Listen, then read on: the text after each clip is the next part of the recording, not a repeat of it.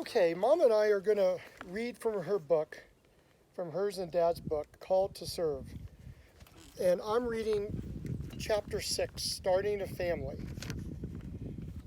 So, brand new jobs, the Philadelphia story. In the fall of 1950, Don received and accepted a call from Elder T.E. Unruh, president of the East Pennsylvania Conference of Seventh-day Adventists, to serve as the first full-time public relations director of a local conference. Of course, a lot of other responsibilities came along with the job, but he gladly accepted the challenge. We gave notice to our landlord and employers in Tacoma Park, packed our belongings, visited our parents, and drove our brand new 1950 blue $1,600 Plymouth to Philadelphia. 1,000? Wow, $1,600 for a brand new Plymouth. That is something. Our excitement knew no bounds.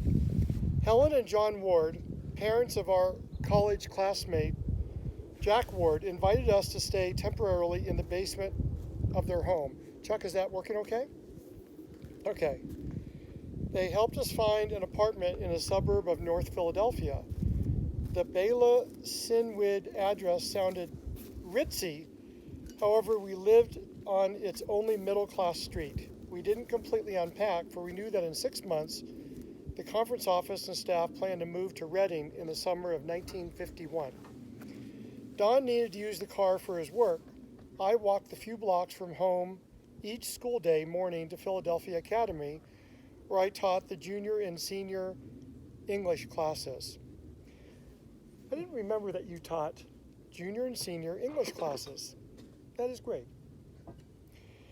A city bus then carried me to the conference office, where I worked the rest of the day as a secretary in the publishing department.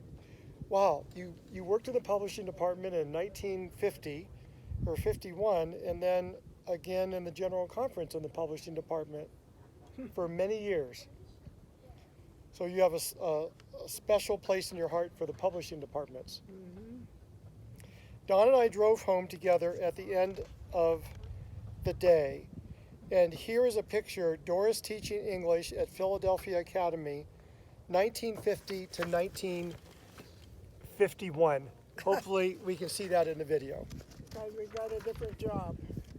Strange feelings. Don often visited various churches on weekends.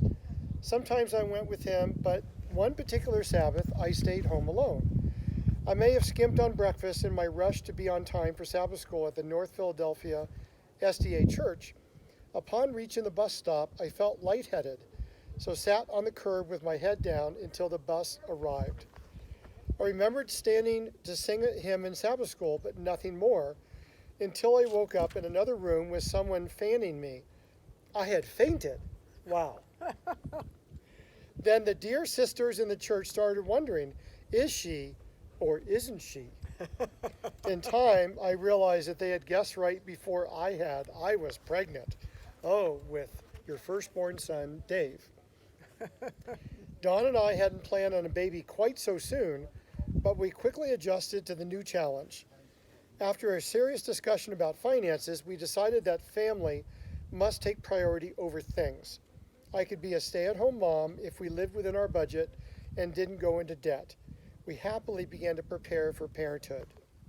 My mother, Dad, and Joan visited us during my 3rd month, and I announced my pregnancy by serving a cake with 3 candles on it. The 3rd candle, what were you going to say?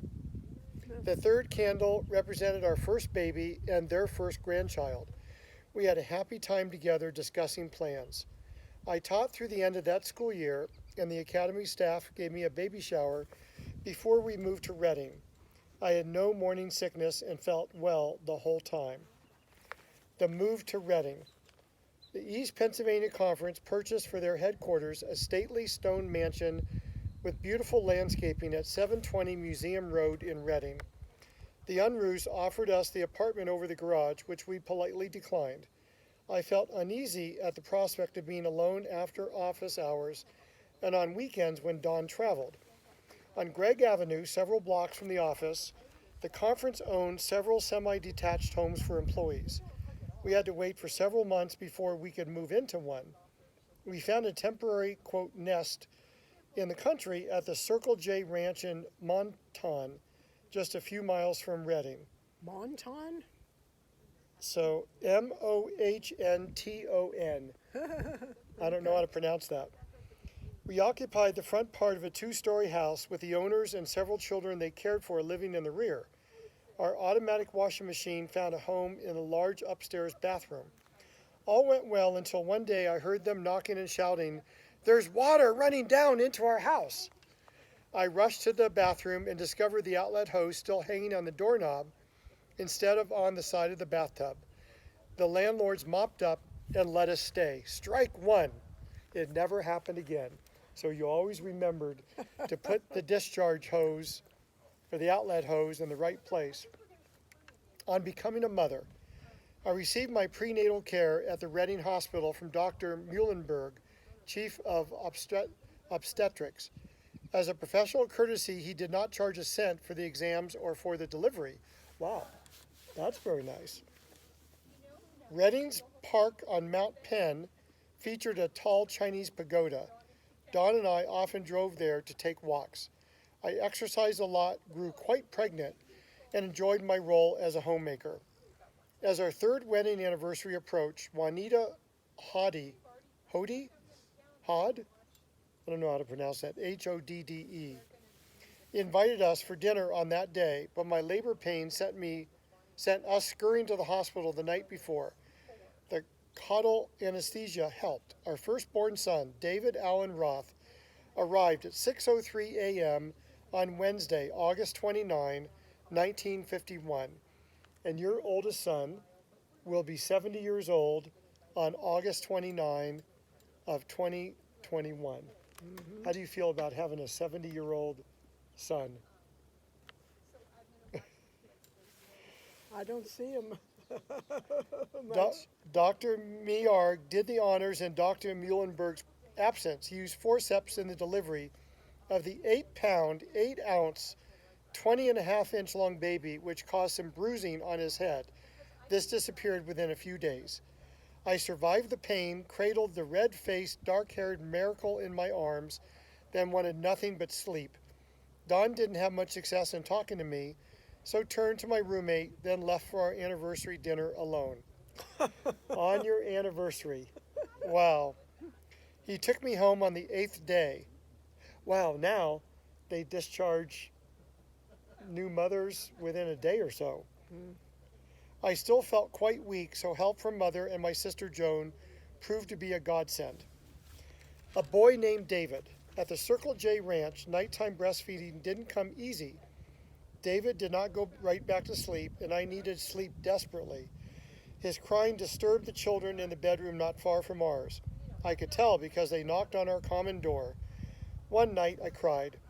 I guess I suffered from, and here's a picture, a first for everybody, a new aunt, mother, grandmother, and baby David's first home. There's the photo. I guess I suffered from postpartum depression. The colic or whatever subsided in a few days or weeks, but he never did sleep all through the night for the first 3 months. We bought a... we had to remind him of his first 3 months. Yeah. We bought a secondhand crib for upstairs, and Mother brought a baby bassinet with a pretty blue liner for downstairs. We had a baby carriage for walks and for sunning on the front porch, plus a bassinet when he outgrew his plastic tub. More than once, we got squirted at bath time, so we learned to keep a ball of cotton or a spare washcloth on hand. David, usually a happy baby, loved to be tossed into the air by his proud daddy. He showed his aggressiveness when another baby shared his carriage or playpen by always ending up with all the toys. At 3 or 4 months of age, he loved to kick his legs and wave his arms at the same time while on his tummy. The Washington Church Friends gave us a baby shower of homemade layette items, a crocheted sweater and booties, flannelette diapers, and some Curity diapers and rubber pants. Favorite toys included a yellow rubber ducky for the bath, a brown floppy dog, a little brown teddy bear, and a hanging gym toy for the crib. I nursed David for several months before putting him on infant formula. He wasn't too crazy about drinking water, but I kept at it. He proved to be an accomplished thumbsucker. In an effort to break this habit, we even resorted to a hot product called Thumb. Baby's first Christmas. Thumb, huh? Thumb, yeah. Thum. We loved going to visit my parents and sisters in Washington, Pennsylvania. A 4-month-old son, my parents' first grandchild, made the occasion especially exciting. David enjoyed the big colored lights on the Christmas tree, but cared for little else. Don said we traveled with everything but the kitchen sink. David slept in a canvas car bed on the floor of the back seat. Wow, that sure doesn't happen anymore. You got to be in a child seat. He woke up only at red lights, and Route 40 had plenty of towns with traffic lights. The big covered diaper pail received the soiled cloth diapers and partially concealed the smell. Young mothers today have an easy life with disposable diapers. Did I write that? Yes. On December 29, 1951, Eric A. Bevan, pastor of the Washington Church, dedicated David to the Lord Spell at the that age name. of 4 months. What? Eric. Eric A. Bevan, B-E-A-V-O-N. Bevan. Irping beats on the train. David had 6 months, hadn't met his grandma and grandpa Roth and his aunt Lillian. When Don drove on business to Chicago, we went along and took the train to Milwaukee. Before boarding, I foolishly fed him some pureed red beets. As the train rolled along, he threw up all over the pretty yellow snow seat he received at Christmas time. I mopped up as much as I could, then wrapped him in a blanket for the rest of the journey. Wow, red beets throw up on a yellow jumpsuit, snowsuit. Sweet Grandma Roth gushed You're over the baby. learning. Yeah. Then helped me get the red stains out of the snowsuit. I learned a valuable lesson on that trip. If you want to make a good impression, don't feed your baby such brightly colored food. Here's David Allen Roth at 6 months. There's your oldest son at 6 months. Can't see him so hot. Moving closer to friends. When the conference's semi-detached house at 1128 Gregg Avenue became available, we moved into Reading. We so much enjoyed living within walking distance of the office and the homes of fellow workers. Later, we moved down the street to 1152, which put us closer to our friends Marjorie and Lynn Callender and their 2 children, Keith and Cherry. Wow, Cherry Callender. Okay. We enjoyed wonderful times with them, and David loved playing with Cherry, only 6 months his senior. He howled every time I took him home for a meal. I often wondered what the neighbors thought. We lived on the same street. Okay. I will never forget the time Margie frantically ran to our house with red-haired, blue-faced Cherry in her arms. She swallowed something and can't breathe. What shall I do? She sobbed. I quickly turned Cherry upside down and whacked her on the back, and out rolled the nickel. She swallowed a nickel. Wow. Margie came to my rescue later when I had an emergency. Friends help one another without giving it a thought. That's what makes them so special. My big emergency. David, at 19 months, enjoyed watching me cut out articles of clothing on the dining room table. Standing on a chair, he leaned too far, tipped it over, and hit his mouth and chin on a nearby bookcase. Quickly grabbing him, I noticed a cut under his lower lip and 2 empty spaces where an upper front tooth and what next to it had been just moments before. Oh, my poor baby! Where are your beautiful teeth? I cried. You must have knocked them out. I searched the dining room, but no avail. I hurriedly called friend Margie, who came running. Don was out of town, of course. Margie drove us to the hospital emergency room just a few blocks away. Has he eaten anything in the last few hours? Asked the industrial physician on duty. If so, you will need to take him home and let him play quietly. Bring him back in 2 hours. Back at the hospital, the doctor took him away. After what seemed like an eternity, a nurse asked me to sign some papers giving the doctor permission to remove the 2 teeth that had been pushed clear up into his gum. Wow, all the way into his gum. What a shock to learn that he had already removed them in pieces. I'm sorry to tell you, but I believe the buds for his second teeth suffered damage, he stammered. Oh, if only I had known, I could have called in a dentist. Perhaps he could have saved them. What could I do but sign the papers, take him home, then hope and pray? Thankfully, the second teeth grew in about age 7. We are survivors, born before 1945. Believe it or not, those born before the mid-40s survived without TV, penicillin, polio shots, or the pill. We had no pantyhose, plastic drip-dry clothes, drip-dry clothes, clothes dryers, dishwashers, air conditioners, microwaves, FM radios, CDs, Xerox, electric typewriters, word processors, or even ballpoint pens. Wow, and just think, everything we have now, 1-year-olds playing on iPads, playing games. We dipped nib pens from inkwells or bottles of ink, or we used fountain pens. Born before the days of frozen foods, pizzas, cake mixes, or McDonald's, I cooked from, quote, scratch. The frantic 50s brought the Korean War. Homes in the suburbs, the growing popularity of television for those who could afford it, rock and roll, hula hoops, and flying saucers. We took half-frame, black and white pictures, colored slides, and a friend took some home movies for us. Do you think I wrote that? You wrote all of this. Daily life. Margie Callender, a registered nurse, stayed at home with her children too.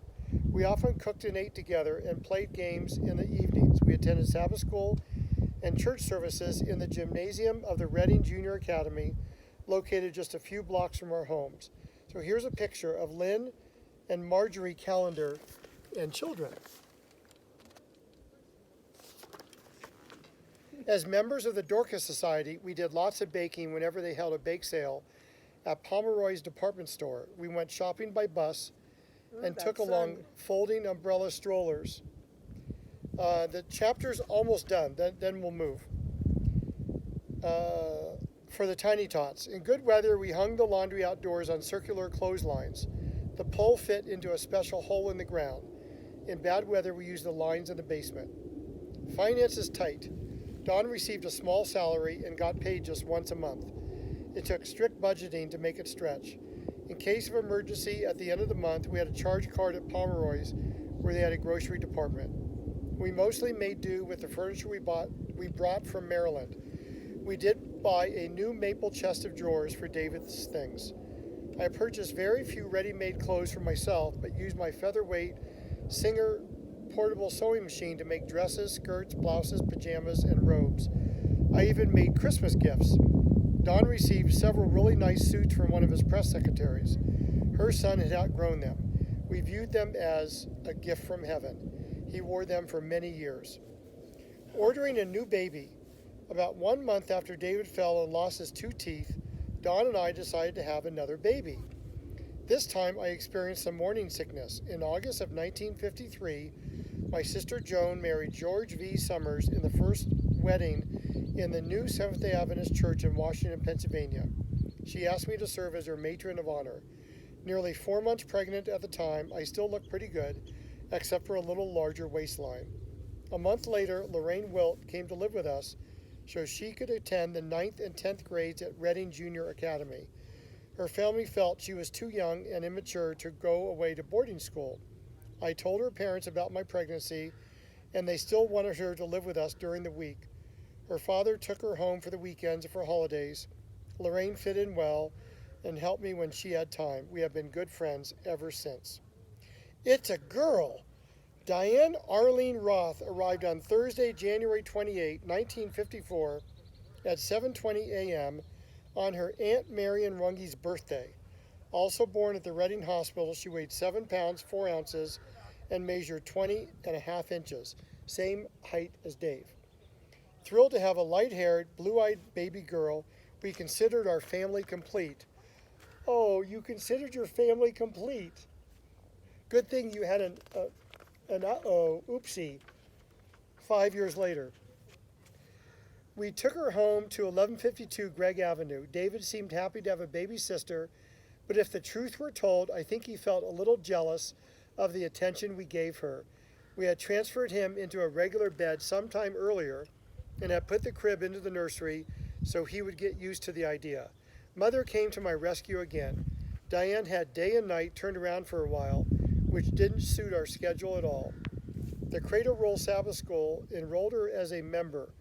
J. Branson Crispins, pastor of the Kenhorst Boulevard Church, which met in the school gym, dedicated her to the Lord at the age of 2 months. In May 1954, I traveled to San Francisco for the General Conference session. Don helped the GC Bureau of Public Relations. Mother kindly kept the children so I could enjoy a much-needed rest and inspiration. Diane's first long trip came in June of 1954 when we drove to Milwaukee, Wisconsin for the Roth Runge reunion.